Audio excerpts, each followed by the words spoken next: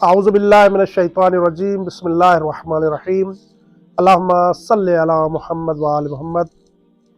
मोमिनीन किराम, जैसा कि माह शाबानुल मुअज़्ज़म रवा दवा है और अल्लाह ताला के बंदे बंदगी खुदा में मसरूफ़ हैं, इस मुबारक महीने में अल्लाह ताला को याद करने और अल्लाह ताला की बंदगी करने की बहुत ज़्यादा फजीलत बयान हुई है।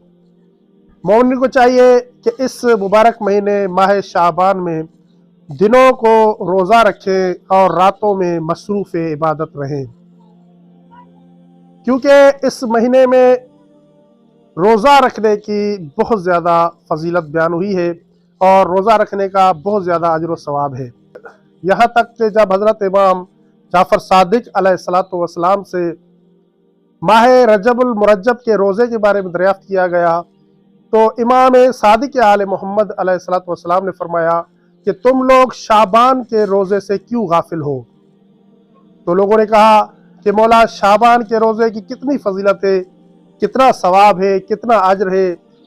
तो इमाम सादिक आले मोहम्मद अलैहिस्सलातु वस्सलाम ने इरशाद फरमाया कि बखुदा माह मुबारक के शाबान के रोज़े का अजर व सवाब बेहश्त है, यानी इस महीने में जो शख्स भी रोज़ा रखेगा तो उसके लिए बेहश्त के दरवाज़े खुल जाएंगे।